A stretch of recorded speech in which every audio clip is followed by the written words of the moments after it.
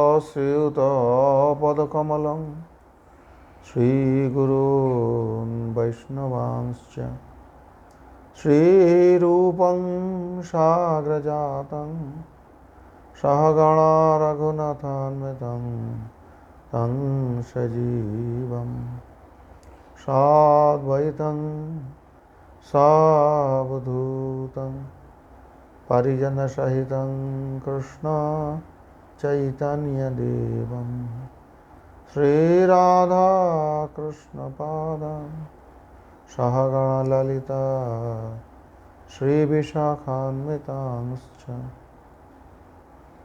पादोऽयौ प्रथमद्वितीयौ तृतीयतुर्यौ कथितो यदुरु नाभिस्तथा पञ्चमेव षष्ठौ भुजान्तरर्धोर्युगलं तथान्यं कण्ठस्थु राजन्नवमो यदीयो मुखारविन्दं दशमः प्रफुल्लम् एकादशो यशललाटपट्टं शिरोऽपि तु द्वादश एव भाति तमादिदेवं करुणानिधानं तमालवर्णं सुहृदावतारम् अपार संसार समुद्रसेतुं भजामहे भागवतस्वरूपम् निगमकल्पतरोर्गलितं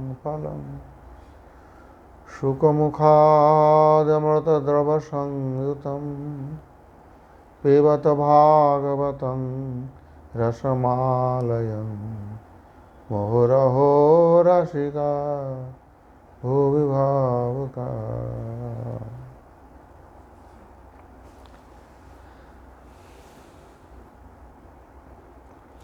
एवं एभी स्त्रीभी, ये जो प्रथम श्लोक, द्वितीय श्लोक और तृतीय श्लोक अर्थात श्रीमद् भागवत प्रथम स्कंध प्रथम अध्याय की सर्वप्रथम तीनों श्लोक के द्वारा शास्त्रस्य विषय संबंध प्रयोजन अधिकारिणः प्रदर्शिताः। यही शास्त्रेर मत श्रीमद् भागवत रूप शास्त्रेर विषय सम्बन्ध प्रयोजन एवं अधिकारी এই অনুবন্ধ চতুष्टय प्रदर्शित হইয়াছে। अर्थात श्रीमद् भागवत के पहले प्रथम स्कंध का प्रथम अध्याय का प्रथम तीन श्लोक के द्वारा एवं एभी स्त्री भी, इस प्रकार से ये तीनों श्लोक के द्वारा, एक जन्मादेश श्लोक, एक धर्म प्रोज्जित श्लोक और एक निगम कल्पतर श्लोक, तीनों श्लोक के द्वारा श्रीमद् भागवत महापुराण का विषय संबंध प्रयोजन और अधिकारी, ये अनुबंध चतुष्टय कहा जाता है। ये चारों दिखाया गया है, प्रदर्शित किया गया।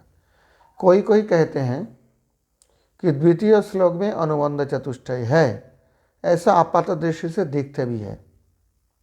धर्म प्रोजित कैतवोत्र परमो निर्मत्सराणां शतां, ऐसा कहा जाता है कि इसी श्लोक में अनुबंध चतुष्टय है। इसी में भी है, लेकिन बलदेव विद्याभूषण जी कहते हैं सिर्फ एक श्लोक में नहीं, प्रथम द्वितीय और तृतीय तीनों श्लोक के द्वारा अनुबंध चतुष्टय अर्थात विषय, शास्त्र का विषय क्या है, श्रीमद् भागवत क्या बोलना चाहते हैं, किस विषय पे चर्चा करते हैं। दूसरा है संबंध, ये पुस्तक के साथ उस विषय का संबंध क्या है जिसको बोलना चाहता है। और तीसरा है प्रयोजन, प्रयोजन क्या है, ये ग्रंथ पढ़ के, ग्रंथ अध्ययन करके श्रीमद् भागवत में क्या प्राप्त करना है, आवश्यकता क्या है। और एक होता है अधिकारी, ये श्रीमद् भागवत ग्रंथ आस्वादन करने, पाठ करने, श्रवण करने के अधिकारी कौन है, किसका अधिकार है इसमें। आर्मी में अधिकारी होता है ना, तभी चयन होता है। आर्मी का ट्रेनिंग दिया जाता है, सबको नहीं दिया जाता ट्रेनिंग। आप बोलोगे तो विषमता है, विषमता है ना, समभाव तो नहीं है। कोई भी लड़का चले जाए या लड़की चले जाए, आर्मी तो नहीं बोलेगा ठीक है आ जाओ तुम्हें ट्रेनिंग देंगे नौकरी दे देंगे, क्यों नहीं? डिस्क्रिमिनेशन करते हैं।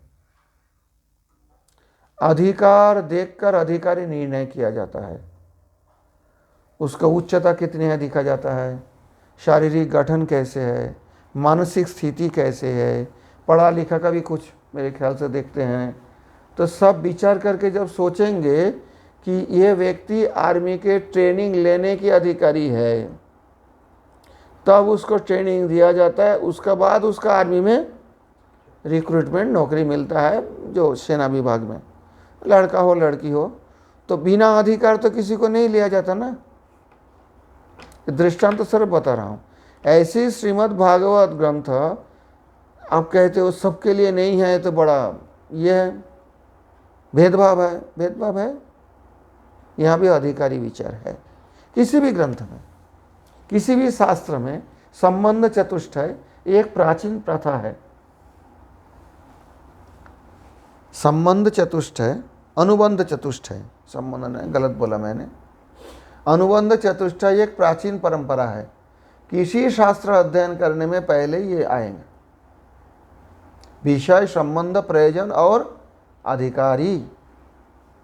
तो आप श्रीमद् भागवत में ये तीनों श्लोकों के द्वारा बलदेव विद्याभूषण जी कह रहे हैं ये अनुबंध चतुष्टय प्रदर्शित हुआ है। तन्मध्य विषय तेषु सत्यं परम इति विषय। विषय कौन है भागवत के? सत्यं परम धीमहि, जिसका हम ध्यान करें। वो सत्यं परम कौन है? सत्यमेव जयते भारत का भी है, मुंडक उपनिषद का है वास्तव में, सत्यमेव जयते अथर्ववेद का। परंतु ये सत्य कौन है? महाभारत भीष्म पर्व में और भी स्थानों में सत्यात् सत्य ही गोविंद तस्मान सत्य ही नामतः, ऐसा वाक्य मिलते हैं कि सत्य से भी सत्य गोविंद है, इसलिए उन्हें सत्य कहा जाता है। एक नाम है सत्य। तो सत्य तो हो गया, फिर परम सत्य। अब गोविंद में तो कोई कमी नहीं रहते है, भगवान में कमी नहीं रहते, भगवत वस्तु में कमी नहीं होता। कमी हो तो भगवान नहीं है। पूर्णता की जहाँ कमी हो उनको कैसे भगवान मानेंगे? पूर्णता की कमी तो बद्ध जीवों में होते हैं। भगवत वस्तु में पूर्णता की कमी रहे तो भगवान किस बात की है वो? फिर उसके बाद सुपरलेटिव डिग्री लगा गया परम। कहते हैं हाँ अकेला गोविंद में कमी रहते हैं, लेकिन अपने स्वरूप शक्ति जो कि उनसे अभिन्न है, वेदावेद विचार से, शक्ति शक्तिमान अभेद विचार से राधा जी के साथ होते हैं तो परम सत्य है। सीता जी के साथ भगवान रामचंद्र होते हैं तो परम सत्य है। रुक्मिणी जी के स्वाद द्वारकाधीश भगवान परम सत्य है। और सत्य कौन है? गोविंद। सत्यात् सत्य ही गोविंद तस्मात् सत्य ही नामतः। और पुराण आदि में भी इस नाम के बारे में वर्णन मिलते हैं कि गोविंद का नाम सत्य है। और विषय कौन है भागवत का? सिर्फ गोविंद नहीं, सत्यं परम धीमहि। समस्त परिकर वैशिष्ट सहित गोविंद ऐसे भी कहा जाता है, इसलिए परम सत्य है। अब राधा जी का नाम स्पष्ट रूप से तो उल्लेख नहीं है, उसकी तो अलग विचार है, क्योंकि सुखदेव जी का इष्ट मंत्र है राधा जी, कैसे बोलेंगे उनके नाम को लेकर? और ये भी कहा जाता है बोलेंगे तो सुखदेव जी का समाधि लग जाएगा, फिर भागवत नहीं कह पाएंगे। इसलिए स्पष्ट रूप से उल्लेख नहीं किया, लेकिन हर जगह में ही राधा जी का वर्णन है। जहाँ श्री कृष्ण कहा जाता है, श्री कौन है? राधा रानी है। कृष्ण के श्री कौन है? तो राधा जी नहीं है भागवत में। जो कहते हैं ये अज्ञता बस कहते हैं। राधा रानी के मान तो सर्वत्र है। और रासलीला प्रसंगों में तो जैसे मंत्र कई स्पष्ट करके नहीं बोला जाता है किसी ग्रंथ में।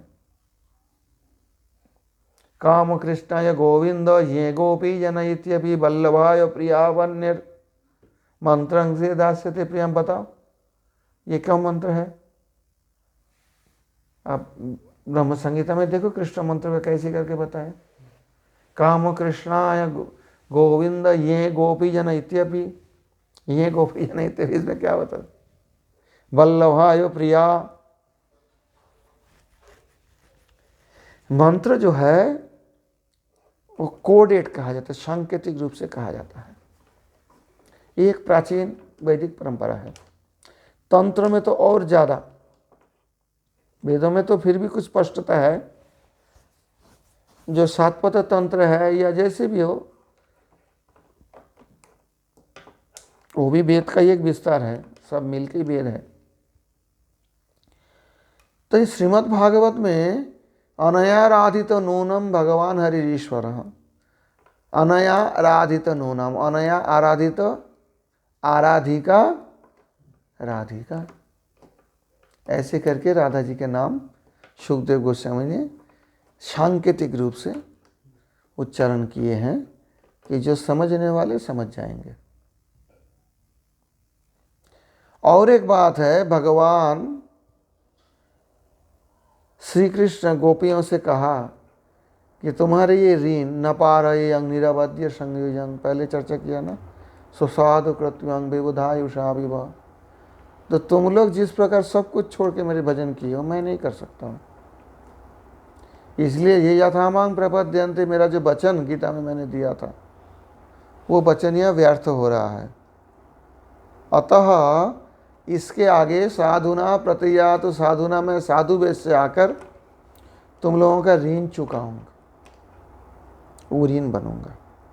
तो ऋण चुकाने के लिए भगवान गोविंद जब गौर हरि बन के आए हैं, श्री गौरांग महाप्रभु बन के आए हैं, तभी ये ब्रज की जो अंतरंग लीला और राधा कृष्ण की उपासना विशेष रूप से उन्होंने सभी के लिए सुलभ की है, पहले नहीं था। रुक्मिणी सत्यभामा के सहित द्वारकाधीश की उपासना तो पहले से चले आ रहे परंपरा क्रम से। इतना तक माधव संप्रदाय में भी रुक्मिणी द्वारकाधीश सहित भगवान नारायण या कृष्ण की पूजा ऐसे ही बताए जाते हैं।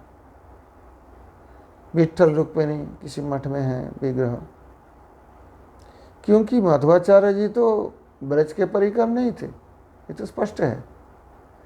ये तो भगवान श्री कृष्ण के जो भाई लगते थे, मामा का लड़का भीम, भी तो मध्वाचार्य है ना, नित्य पार्षद है, परंतु अपने भाव तो ब्रज के भाव नहीं है। तो जैसे भाव से देखेंगे ऐसे भाव से तो उपासना करेंगे, इसमें तो हानि लाभ या छोटे बड़े की बात नहीं होते। परंतु महाप्रभु कृष्ण स्वरूप में जो वचन दिए थे गोपियों को, गौर स्वरूप में आके उसको पूर्ण करना है वचन। इसलिए भागवत के श्लोकों में से राधा जी की उपासना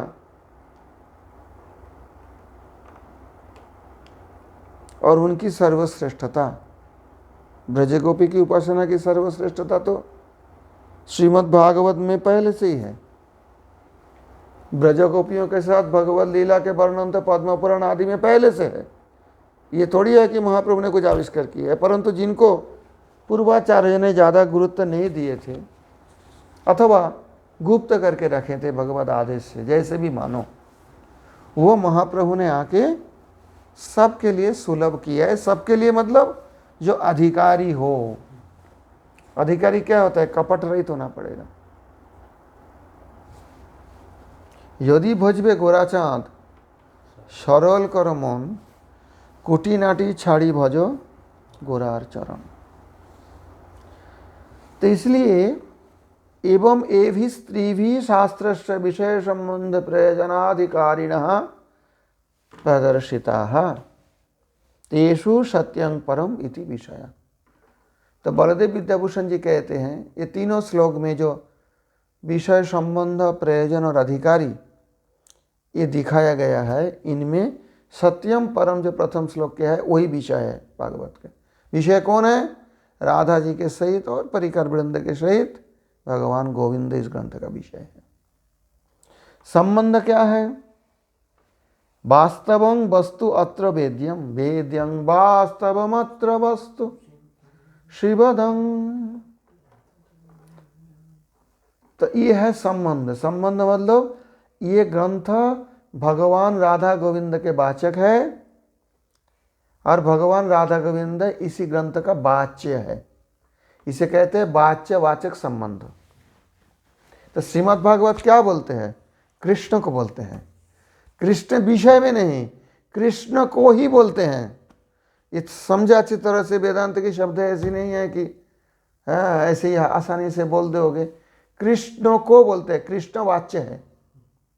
जो विषय सत्यं परम ये वाच्य है और श्रीमद् भागवत वाचक है। वाचक मतलब कहने वाले। कृष्ण के बारे में नहीं कह रहे, कृष्ण को कह रहे। नाम रूप लीला परिकर वैशिष्ट सहित जो कृष्ण, उनको बोल रहे श्रीमद् भागवत। समझ में आई बात? तो संबंध क्या हो गया ग्रंथ के साथ? विषय का वाच्यवाचक संबंध। और उनका प्रमाण कहाँ है? वास्तवं वस्तु अत्र वेद्यम। जो वास्तव वस्तु है उनके बारे में यह जानना है।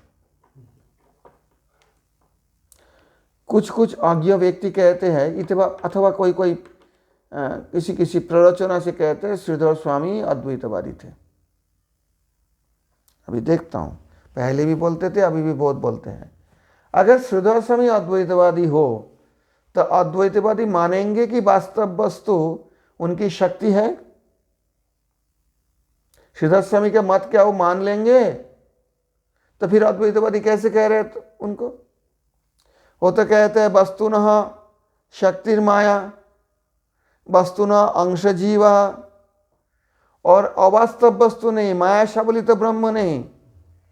श्रीमद् भागवत द्वितीय श्लोक में, प्रथम स्कंद के प्रथम अध्याय के द्वितीय श्लोक में जो वेद्यं वास्तव मात्र वस्तु शिवदं कहा गया है, इनमें वास्तव ब्रह्म के बारे में कहा गया, माया छबलित ब्रह्म आदि में नहीं। और उसी में श्रीधर स्वामी पाद कहते हैं कि उसी वास्तव वस्तु जो ब्रह्म है, शुद्ध ब्रह्म है, उनका अंश जीव है और उसी ब्रह्म के शक्ति माया है और उसी ब्रह्म के क्रिया जगत है, कार्य जगत है। मान लेंगे इस बात को मायावादी अपने सिद्धांत, तो फिर तो कोई विरोध नहीं। जब मान नहीं लोगे, क्यों मानते? श्रीधर स्वामी तुम्हारे संप्रदाय के थे, तो मूर्खता की पराकाष्ठा है। जब उनके सिद्धांत ब्रह्म के बारे में आप नहीं मानते हो, आपके लिए ब्रह्म निशक्तिक निरुपाधिक एक तरफ की शून्य बात समझो, तो श्रीधर स्वामी के ब्रह्म तो आपके ब्रह्म से मिलते नहीं है। फिर श्रीधर स्वामी कैसे आपके संप्रदाय के हो गया? उन्होंने जो बोले हैं वो शुद्धाद्वैत संप्रदाय के सिद्धांत है, विष्णु स्वामी संप्रदाय के। और श्रीधर स्वामी जी विष्णु स्वामी संप्रदाय के ही त्रिदंडी सन्यासी थे, कोई मायावादी अद्वैतवादी नहीं थे, ये प्रमाणित है।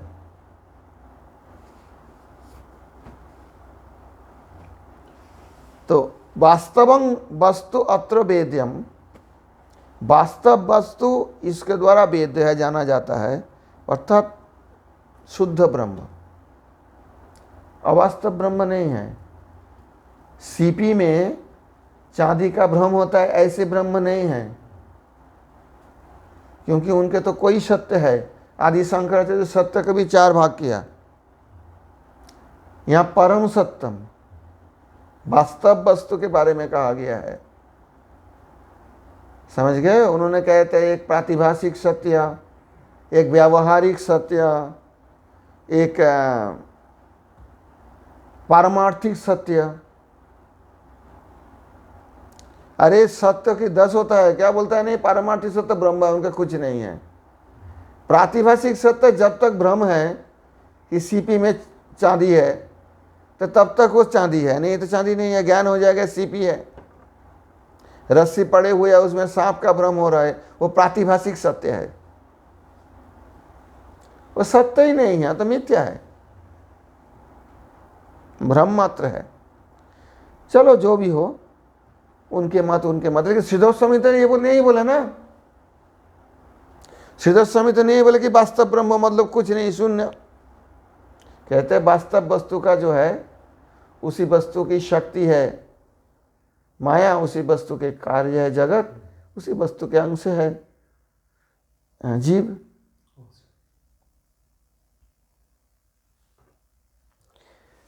तो वाच्य वाचक भाव संबंध है। श्रीमद् भागवत क्या है? श्रीमद् भागवत क्या है? वाचक है या वाच्य है? वाचक, जो बोल रहे हैं। और वाच्य कौन है? भगवान श्री कृष्ण वाच्य है। शिवदं तापत्रयोन्मूलनम आलयम इत्यनुवृत्य भक्ति का तादृश मोक्ष प्रयोजनम। प्रयोजन कहाँ वर्णन है? वेद्यं वास्तवमत्र वस्तु शिवदं तापत्रयोन्मूलनम आलयम पिबत भागवतं रसम आलयम इत्यादि वाक्य के द्वारा इति अनुवृत्य, जो अनुवृत्ति किया गया, जिसको बार बार कहा गया है, इति अनुवृत्य भक्ति का तादृश मोक्ष प्रयोजनम। इसमें किसका अनुवृत्ति किया गया? जो भक्ति का अनुवृत्ति किया गया। प्रयोजन क्या बताया गया? उसी प्रकार मोक्ष। अर्थात निर्गुण ब्रह्म मैं हूं, ये समझ लिया, ये मोक्ष नहीं है। अथवा मैं ज्योति स्वरूप ब्रह्म में लीन हो जाऊं, यह मोक्ष भी नहीं है। तादृश मोक्ष भक्ति कहा, अर्थात शिवदंग, जो कल्याण देने वाले हैं, जीव को मंगल देने वाले हैं, त्रिताप को उन्मूलन करने वाले हैं, और आलयम मोक्ष सुख अभिव्यक्त करके जिनको उपासना करनी चाहिए, भागवत पान करना चाहिए, ये शब्दों के द्वारा जो भक्ति उद्दिष्ट हुआ है, उसी भक्ति संबंधी मोक्ष प्रयोजन है। भक्ति संबंधी मोक्ष ये होता है, भगवान अगर भक्त को अपने वैकुंठ धाम में सायुज्य सालोक्य सामीप्य सारूप्य साष्टी आदि मुक्ति प्रदान करते भी हैं, फिर भी भक्त अगर देखे उनमें भक्त सेवा की सुजग है तो लेंगे, नहीं तो नहीं लेंगे। इस प्रकार की मोक्ष। सेवा नहीं हो तो वैकुंठ में नहीं जाना चाहते हैं, क्या क्या करेंगे? अपने सुख के लिए नहीं।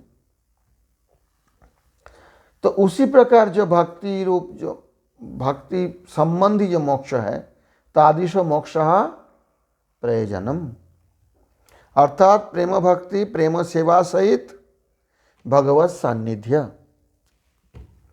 हम लोगों का इसलिए शालक्य मोक्ष कहा जाता है। एक ही लोग में रहना तो सेवा करने में आसानी होगा।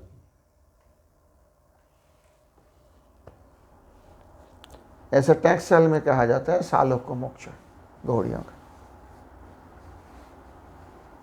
सेवा सहित नजदीक रहेंगे तो सेवा करते जाएंगे भगवान को।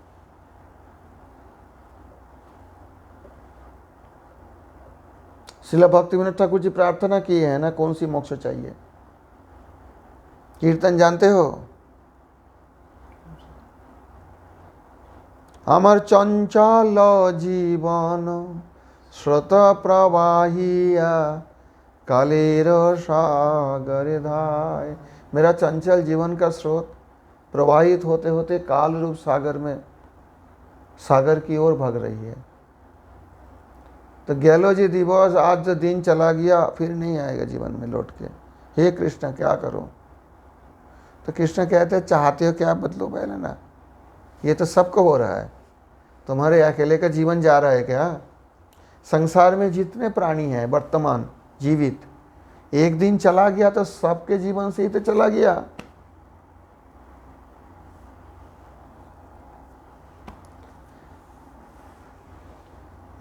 तो क्या मांगते हैं? सिद्ध देह दिया वृंदावनो माझे सेवामृत करो दान। बात तो सही है भगवान, दिन तो सबको ही जा रहा है, लेकिन हताशा तो मेरे को बहुत हो रही है। मैं ये चाहता हूँ कि सिद्ध देह देकर मुझे, अर्थात जिस यह देह में ये जड़ अहंकार रूप ग्रंथि नहीं रहेगा, जड़ संसार के सहित बंधन नहीं रहेगा। और जिस शरीर में जड़ाभिमान नहीं है, जिस शरीर में जड़ जो बाधक है भगवत सेवा की, हमारे दो जड़ शरीर का अभिनिवेश बोलो, जड़ शरीर का जो स्थिति वो नहीं रहेगा। सिद्ध देह दिया वृंदावन माझे सेवामृत कर दान, ऐसी देह दीजिए मुझे चिन्मय पार्षद देह, और वृंदावन में सेवा रूप अमृत दीजिए बस। मैं तो और क्या चाहते हो? कुछ बोला और एक चाहता हूँ, पियाइया प्रेम मत करी मोरे, सुनो निजो गुणगान। पहले ज़माने में बड़े बड़े धनी व्यक्ति, अभी भी कुछ ऐसा है, नेता लोग क्या करते हैं, कभी कभी देखा मैंने ये बात, हालांकि मैं पॉलिटिक्स के बाद नहीं कहता हूँ, वोट से पहले यहाँ भी देखना उनको सतर्कता आते हैं कि कोई शराब की ऑफर दिया तो आप वो करप्शन है इन्फॉर्म कर दो। शराब पिलाते हैं साधारण लोगों को, शराब पिलाने से क्या करेगा वो? उनकी गुणगान करेंगे, अमुक ने शराब दिया उनके लिए बड़ा। शराब पी के जब मत्त हो जाएगा ना, तो नेता का दोष वोष कुछ नहीं देखेगा, चाहे कैसे भी हो नेता हो, उनकी गुणगान करते रहेंगे, दूसरे दिन जाके उनके सब वोट डालेंगे। ये सांसारिक दृष्टांत दे रहा हूँ, ये तो अच्छा नहीं है, तो एक तरह की भ्रष्टाचार है, ये ठीक नहीं है, उचित नहीं है। इसलिए उसके निर्वाचन कमीशन जो उसमें लिखते भी है, कोई आपको ऐसा ऑफर दिया हो तो हमें बता दो, हम व्यवस्था लेंगे। परंतु भक्तिविनोद ठाकुर जी क्या कहते हैं, मैं दृष्टांत स्वरूप बता रहा हूँ, मुझे प्रेम पिलाकर, प्रेमामृत पिला पिला के एकदम मत्त कर दो, और फिर आपको कैसे गुणगान करूं, आप सुनते रहना आनंद। पहले जमाने में धनी लोग ऐसे करते थे, साधारण जो मद्यप होते थे उनका शराब पीने के लिए ले जा पैसा, शराब पी ले, और शराब पी के उसी धनी का बड़ा गुणगान करते, धनी का आनंद आता, देखो मेरा इतना जस गा रहे, जस कीर्तन कर रहे हैं। तो भक्तिविनोद ठाकुर जी कहते हैं मुझे प्रेम पिला दीजिए, और प्रेम मत होकर आपकी कैसे कीर्तन गुणगान मैं करूं, आप सुनते रहना प्रभु, आनंद लेते रहना। लादिनी द्वारे करे रसो आस्वादन, लादिनी द्वारे करे भक्तेर पोषण। प्रेमामृत मतलब लादिनी शक्ति की कृपा, जो कृपा प्राप्त नहीं होने से कोई भी भगवत गुणगान में या भगवत सेवा में सामर्थ्य प्राप्त नहीं कर सकते हैं कोई भी जीव। तो ये मोक्ष हमें चाहिए। युगल सेवाए श्रीरास मंडले नियुक्त करो अमाय। कहते हैं कौन है तू? रासमंडल में तो सबका अधिकार नहीं होता, अलग अलग रस के भक्त है वृंदावन में, सभी कृष्ण के सेवक हैं।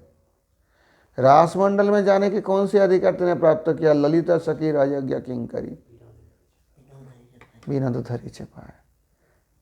ये सब तात्पर्य है, मैं ललिता सखी की एक अयज्ञा किंकरी हूँ, इसलिए मेरे को वहाँ सेवा करने की कुछ अधिकार ललिता जी ने दी है, इसलिए वहाँ सेवा चाहते। कौन है? तो ललिता सखी राजज्ञा किंकरी बिना तो धरी छिपाए। ये मोक्ष प्रयोजन है, और उसी प्रयोजन के बारे में श्रीमद् भागवत में चर्चा की गई है। समझ में आई बात? निर्मत्सराणां शतांग वेद्यम। अधिकारी कौन है? अधिकारी कौन है? भागवत पढ़ने का अधिकारी, भागवत श्रवण करने का अधिकारी, भागवत चर्चा करने के अधिकारी निर्मत्सर सत। तो निर्मत्सर कौन है और सत कौन है? दोनों शब्द है इसमें। निर्मत्सराणां वेद्यम शतांग वेद्यम, जिनके अंदर परश्री कातरता नहीं है, दूसरे को उत्कर्ष देख के जलने का नाम है मत्सरता, जेलसी। दूसरे का उन्नति देखकर जो जलते हैं वो मत्सर है। ऐसे मत्सरता जिनमें नहीं है। और जो सत है, सत के मतलब उसमें एक बात होता है, वैष्णव को सत कहा जाता है, बाकी सब असत है। आप बोलेंगे ये कैसे है? ये कैसे है? वैष्णव सत है बाकी असत है, ऐसी शास्त्र वाक्य है। इसका कारण क्या है बताओ? सत मतलब क्या? जिनका एग्जिस्टेंस है, एग्जिस्टिंग, नो गोल नहीं, अस्तित्व जिनका है वो सत है। और असत क्या है? जिसका अस्तित्व नहीं है। मरीचिका क्या है? वहाँ जल की अस्तित्व है? मरीचिका में क्या है? वो असत है, वहाँ जल का अस्तित्व नहीं है। तो जल कहाँ है? तालाब में है, समुद्र में है, नदी में है, परंतु मरीचिका में जल नहीं है। वैष्णव एकमात्र स्वीकार करते हैं, इसलिए वैष्णव सत है कि हम भी है और भगवान भी है। कभी ऐसा नहीं था, भगवान श्री कृष्ण अर्जुन से कहते हैं जब तुम और मैं नहीं था, कभी ऐसा नहीं होगा कि तू और मैं नहीं रहूंगा। अर्थात जीव जो नित्य है, ये बात वैष्णव स्वीकार करते हैं, नित्य अस्तित्व। बाकी जितने सारे हैं सनातन धर्मी और संप्रदाय की बात छोड़ दो, मैं सनातनी की बात कह रहा हूँ, वेद के अनुसरण करने वाले वैष्णव संप्रदाय छोड़ के बाकी जितने हैं सभी जीव का नित्य अस्तित्व स्वीकार नहीं करते हैं। तो खुद ही बोलता है मैं नहीं हूं, फिर वो क्या हो गया? नॉन एग्जिस्टेंट, असत। समझ में आई बात? संक्षेप में ये है तत्व। तो निर्मत्सराणां सतांग वेद्यं, श्रीमद् भागवत के अधिकारी कौन है? जो निर्मत्सर वैष्णव है। वैष्णव में भी मत्सरता वाले हैं, बोलता हाँ है, क्योंकि कोई किसी के अंदर तमोगुण प्रबल हो तो उनके भक्ति, निर्गुणा भक्ति भी तमोगुणी रूप से प्रकाशित होते हैं। ऐसी सादा पानी कांच के गिलास में रख दो, अगर कांच में लाल रंग रहे तो पानी कैसे दिखेगा? बाहर से लाल दिखेगा।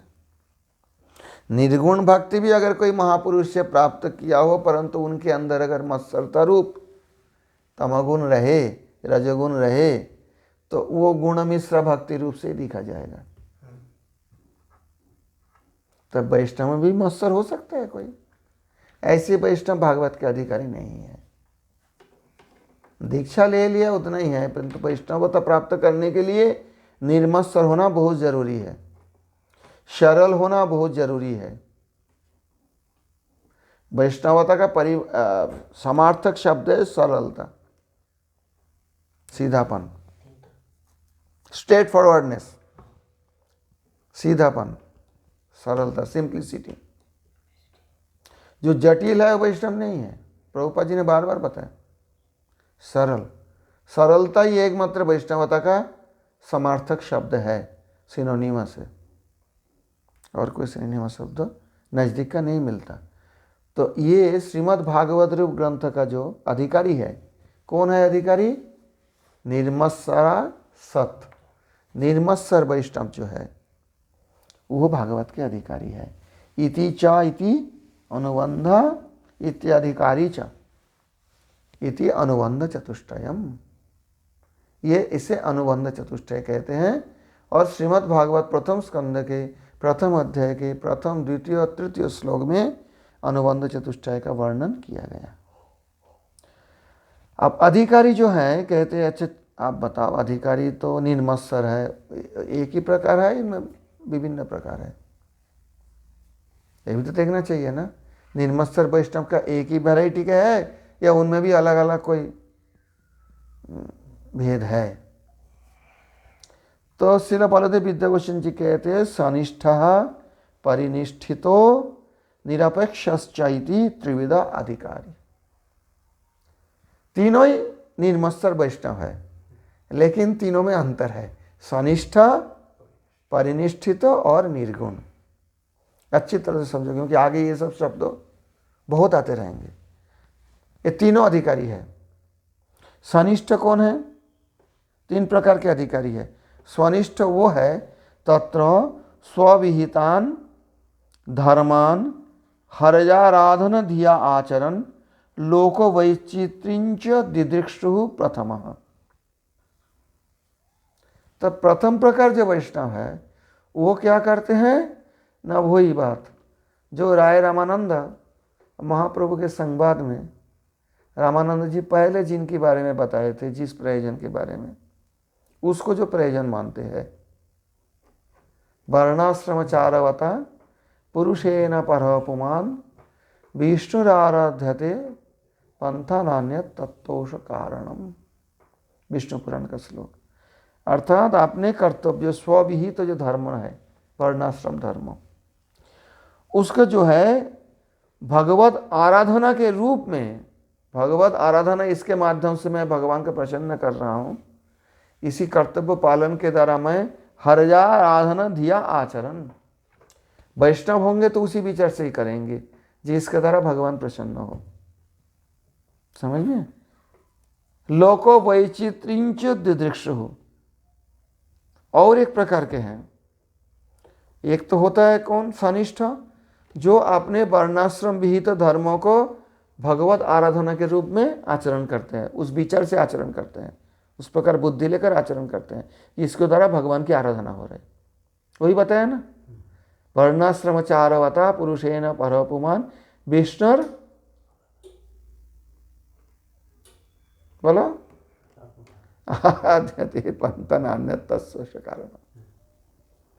वर्णाश्रम द्वारा विष्णु आराधना करने वाले।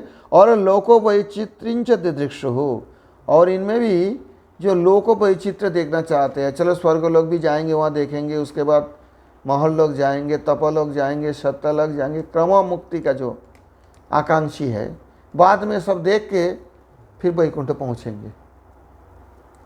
इसे प्रभुपाद जी ने एक दृष्टांत दिए हैं, ट्रेन पकड़ लो तो सीधा आप यहाँ से दिल्ली पहुँच सकते हो, और बीच में ब्रेक जर्नी करके जा सकते हो एक ही टिकट में। 200 किलोमीटर के बाद ब्रेक जर्नी का ऑप्शंस है, व्यवस्था है। तो जो ब्रेक जर्नी करके जाना चाहते हैं वो भी स्वानिष्ठ है, स्वर्गलोक जाएंगे, भजन करेंगे, वैष्णव है, ये बात नहीं। फिर स्वर्गलोक से वहाँ के दे लोको वैचित्रिंच दिदृक्षु हो, जो लोगों के भिन्न भिन्न लोगों का वैचित्री भी देखना चाहते हैं और अपने वर्णाश्रम धर्म यथार्थ रूप से भगवत आराधना के विचार लेकर पालन करते हैं, भगवत आराधना करते हैं, वैष्णव है, निर्मत्सर है, ये है स्वनिष्ठ भक्त। कौन? ये कौन है? स्वनिष्ठ, निष्ठा सहित। और परिनिष्ठित कौन है? लोको संजिघृक्षया तान आचरण, अर्थात वर्णाश्रम धर्म का, तान मतलब वर्णाश्रमान धर्मान, लोको संजिघृक्षया आचरण, जो लोगों को शिक्षा देने के लिए वर्णाश्रम का आचरण करते हैं, लेकिन इनका कोई प्रयोजन है नहीं मानते हैं। समझ में आई बात? क्योंकि लोक समाज में क्यों मैंने गलत दृष्टांत दिखाऊं? क्योंकि मेरे देखकर तो सब लोग ऐसे ही करते रहेंगे। ऐसे विचार से, लोक संग्रह की इच्छा से, जो तान आचरण अर्थात उसी स्वविहितान वर्णाश्रम धर्मान आचरण, हरि भक्ति निरत द्वितीय, उनका मुख्य उद्देश्य हरि भक्ति, वो जानते भी है, मानते भी है और आचरण में भी ऐसे ही करते हैं। हरि भक्ति मुख्य है, लोक वैचित्र्य देखना नहीं चाहते हैं। स्वर्ग लोग देखूं, महल लोग देखूं, जनरल लोग देखूं, मैंने बताया ना, ये लोग कृष्ण भी चाहते हैं और ये सब भी देखना चाहते हैं, ये स्वनिष्ठ होता है। परंतु परिनिष्ठित में ये नहीं है। स्वनिष्ठ परिनिष्ठित में अंतर है। परिनिष्ठित जो भक्त होते हैं, जो अधिकारी होते हैं, वो को लोक वैचित्र्य नहीं देखना चाहते हैं। उनका एकमात्र भगवत हरि, उनके चरण में भक्ति करना, भगवान श्री कृष्ण चरणों में भक्ति करना ही उनका मुख्य उद्देश्य है। परंतु वर्णाश्रम धर्म आचरण इसलिए करते हैं कि लोक शिक्षा कैसे होगा, नहीं तो लोग तो ऐसे ही करते रहेंगे, सब छोड़ के उत्पटांग हो जाएंगे। ये कौन है? परिनिष्ठित है। समझ में आई बात? ये है परिनिष्ठित। और सत्य तपो जपेर विशुद्ध हरि एक निरतस्तु तृतीय। निर्गुण कौन है? जो सत्य, तप, जप आदि के द्वारा शुद्ध हो गए, अर्थात त्रिगुणातीत अवस्था प्राप्त हो गए। हरि एक निरतस्तु, हरि एक संधि हो गया। जो एकमात्र हरि में ही रहता है और किसी में नहीं। वर्णाश्रम ये सब वो लोग लोक संग्रह के लिए भी नहीं करते हैं, लोगों को दिखाने के लिए भी, लोक शिक्षा हो नहीं हो उसका भी परवाह नहीं रखते हैं। जिनका एकमात्र हरि में ही रहता है, भगवान में ही रहता है जो, और जो ऐसे व्यक्ति नहीं हो सकता जैसे तैसे, जो निर्गुण अवस्था में। क्यों? कि सत्य तप जप आदि के द्वारा जो विशुद्ध हो गए, विशुद्ध हो गए, उनके अंदर ये जड़ ग्रंथि, जड़ाहंकार ये नहीं है। जड़ संसार के साथ अपनत्व तो ये ग्रंथि है, गांठ जिनको नहीं है, निर्ग्रंथ। सुखदेव महाराज जी कौन थे? निर्ग्रंथ थे, ग्रंथि नहीं था उनका। ऐसे व्यक्ति जो एकमात्र हरि को ही चाहता है, कुछ नहीं मतलब उनका, ये है निर्गुण। कौन है ये तीनों अधिकारी है। सनिष्ठ भी भागवत के अधिकारी है क्योंकि वैष्णव है, निर्मत्सर है, भगवत आराधना के रूप में वर्णाश्रम पालन करते हैं, लोक वैचित्र्य देखना चाहते हैं, वो भी अधिकारी है। और जो परिनिष्ठित है, जो कि हरिभक्ति को ही मुख्य मानते हैं, आचरण करते हैं, खुद करते हैं, लेकिन संसार को शिक्षा देने के लिए जो वर्णाश्रम धर्म का आचरण करके दिखाते हैं, ये है परिनिष्ठित, ये भी अधिकारी है। और जो सब कुछ छोड़ के संसार चाहे कहीं जाए, मस्त आराम रहे, मस्त में चाहे आग लगे, सारे मस्ती में। हालांकि इनमें अंदर करुणा तो रहते हैं कभी कभी, परंतु मुख्यतया ये इस सब की परवाह नहीं करके निर्गुण अवस्था प्राप्त जो हुए हैं। बाकी दोनों जरूरी नहीं कि निर्गुण अवस्था प्राप्त हुए हैं, परंतु जो निर्गुण भक्त है वो तो बिल्कुल निर्गुण अवस्था में प्राप्त हुए ही है, जब तो निर्गुण है। तो वो एकमात्र जो भगवान विशुद्ध हरि एक निरता, एकमात्र भगवान हरि के चरणों में, श्रीमन नारायण भगवान श्री कृष्ण के चरणों में जो निरत रहते हैं, निरंतर रत रहते हैं, वो तृतीय प्रकार के अधिकारी है। भागवत के अधिकारी तीनों हैं। तो कौन कौन हो गया? सनिष्ठ, परिनिष्ठित और निर्गुण। आद्य मध्यस्थ शास्त्रम, इनमें सनिष्ठ और परिनिष्ठित ये आश्रम है इनका, क्योंकि वर्णाश्रम में है ना। चाहे सन्यासी भी हो, परिनिष्ठित ही होगा वो। और कर्माणि च तैर अपशुकानि एवं चरमस्तु निराश्रम एवं। और जो निर्गुण है वो निराश्रम, उनका कोई आश्रम चिन्ह भी नहीं दिखता है, कोई आश्रम के अंतर्गत नहीं है। ये वर्णाश्रम विधि के अतीत है, उसके ऊपर चले गए, इसलिए वो निराश्रम है। चरमस्तु निराश्रम एवेति यथास्थलं व्यक्ति भविष्यति इति। जहाँ जहाँ पर यथास्थल इसको व्यक्त प्रकाशित किया जाएगा आगे भागवत में। तीन में एक बात बता गया, कर्माणि च तैर अपशुकानि एवं। अपशुकानि मतलब ये जो दोनों हैं, सनिष्ठ और परिनिष्ठित, जो वर्णाश्रम में ही है, परंतु एक बात है, वर्णाश्रम में रहते हुए भी ये और से अलग क्यों है कि वो जो कर्म कहते हैं वो किसी को दुख नहीं देते हैं,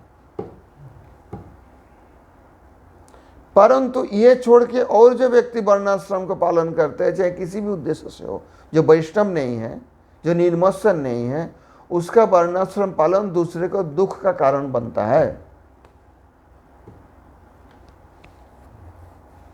इसलिए कर्मी को मत्सर कहा गया है, जो कर्म मार्ग में चलने वाले, कि ये वर्णाश्रम के द्वारा मुझे कुछ मिले, स्वर्ग मिले, मोक्ष मिले, ये मिले, वो मिले। परंतु ये दोनों जो अधिकारी है, स्वनिष्ठ और परिनिष्ठित, ये भागवत के अधिकारी किसी को दुख नहीं देंगे। ये भगवत भक्ति में लीन है। भाले लोक वैचित्र्य देखना चाहते हैं, वर्णाश्रम को पालन करते हैं, स्वनिष्ठ हो सके अभी निर्गुण अवस्था में नहीं पहुंचे, परिनिष्ठित भी निर्गुण अवस्था में नहीं पहुंचे, लेकिन इनके कर्म ना तो दूसरे को दुख देगा, ना कि उनके लिए दुखदायी होगा, क्योंकि वर्णाश्रम धर्म अनुसार कर्म आचरण करते रहते हैं। और जो तीसरा निर्गुण पहुंच गए, उनका तो कर्म ही कहाँ है, वो तो मुक्त पुरुष है। यहा जस्य हरेर्दास्य कर्मणा मनसा गिरा निखिलाशु अपि अवस्थासु जीवन मुक्त स उच्यते। जो निर्गुण है वो तो त्रिगुण के अतीत हो ही गया, उनको तो कोई बात ही नहीं है दुख देने को। बाकी जो अधिकारी दोनों हैं, ये दोनों अधिकारी स्वनिष्ठ और परिनिष्ठित, ये भी किसी को दुख देने वाले नहीं हैं। अब दुख देने वाले जो होते हैं, अब कह सकते हो देखो भगवान तो वर्णाश्रम धर्म की व्यवस्था कर दिए हैं, फिर दुख की बात क्यों आते हैं इसमें? पहले बात तो इस श्लोक को समझो, इसका अर्थ समझ में आ गया? रुको, समझ में आ गया ना? यथास्थलं व्यक्ति भविष्यति, यथास्थल इनको व्यक्त किया जाएगा। तो श्रीमद् भागवत की जो व्याख्यान, जो तीसरे श्लोक का जो धर्म प्रोज्झित कयितव के बाद निगम कल्पतरोर गलितं फलं शुक मुखादमृत द्रव संयुतम पिबत भागवतं रसमालयं मुहुरः रसिका भुवि भावुकाः। जब श्याम सुंदर स्वयं गौरहरि बनकर आए थे तो उन्होंने सबके सबके भगवत रस में निमज्जित कर दिए थे और किसी रस नहीं था। स्त्री पुत्रादि कथां जहुर विषयिणा शास्त्र प्रवादं बुधा योगीन्द्राभिजहुर मरो नियमजं क्लेशांस्तपस्तापसा येनाभ्यास विधिं जहुश्चयतयः चैतन्य चंद्रे परां आविष्कुर्वति भक्ति योग पदवीं नैवान्य आसीद रसः। प्रबोधानंद सरस्वती के इस श्लोक में वर्णन करते हैं अन्य रस नैव आसीत। भगवत रस छोड़कर जिस रस पान करने के लिए श्रीमद् भागवत सबका आवाहन कर रहे हैं, जिनमें अधिकारी अनधिकारी विचार भी है श्रीमद् भागवत में, परंतु जब महाप्रभु आए थे, जब प्रकट लीला किए थे, तब उन्होंने अधिकारी अनधिकारी किसी को नहीं देखे, सबको इस रस में लगा दिया और कोई रस था ही नहीं। प्रबोधानंद सरस्वती इसमें लिखे है, प्रभुपाद जी एक प्रवचन में इसको वर्णन किए है, इसको आगे हम चर्चा करेंगे, आज थोड़ा सा सूचना करके रखता हूँ। ये 3/9/1935 अर्थात 1935 ख्रीष्टाब्द के 3 सितंबर को प्रभुपाद ने जब प्रवचन दिए थे, जो कि 9 नवंबर को गौड़ीय में 1935 के गौड़ीय में जो 14 खंड 14 नंबर संख्या में प्रकाशित हुए थे, उनमें प्रभुपाद ने श्रीमद् भागवत के इसी श्लोक जो हम चर्चा किए हैं, निगम कल्पतरु श्लोक व्याख्या करते हुए उन्होंने कहे हैं कि देखो अब चलो वैष्णव 3 अधिकारी भागवत का तो हो गया, जो अधिकारी नहीं उनका क्या होगा? वो भी तो तरह तरह प्रकार के हैं ना। तो प्रहलाद महाराज जी बोले हैं देखो ये जो अनधिकारी व्यक्ति कौन है, जो भोग के लिए मरते हैं और भगवान विष्णु जो स्वार्थ गति है वो नहीं जानते हैं। नाते विदो स्वार्थ गतिं हि विष्णु दुराशयाये बहिरर्थमानिनः अंधा यथान्धैरुपनीयमाना स्तेपि शतंत्र्या मुरुदाम निबद्धा। जैसे अंधा अंधा का रास्ता दिखा रहे, ये सब दुख प्राप्त होने वाले हैं, दूसरों को भी दुख देने वाले हैं, क्योंकि सारे ग्रंथ पढ़ के भी वो सोचते हैं विष्णु फल देने वाले हैं यज्ञ का। जैसी यज्ञ में घृत कुश आदि की आवश्यकता है, ऐसी फलदाता विष्णु का आवश्यकता मानते हो। परंतु भगवान विष्णु ही जो सबका परम लक्ष्य है, स्वार्थ की परम गति है, स्व अर्थ अपने प्रयोजन के सर्वोच्च स्तर पर जो भगवत विष्णु के चरण प्राप्ति प्रयोजन है वो नहीं समझते हैं। तो दुराशय इनके आगे विचार करेंगे। और ऐसी दुराशय को महाप्रभु ने साक्षात श्री कृष्ण गौर रूप में आकर कैसे भागवत का अधिकारी किए हैं, और अधिकारी भी नहीं है, उसी रस पान कराए हैं, इसके बारे में हम आगे चर्चा करेंगे। आज यहाँ तक रहने दो। निगम कल्पतरोर गलितं फलं शुकमुखादमृत द्रव संयुतं पिबत भागवतं रसमालयं मुहुरः रसिका भुवि भावुकाः।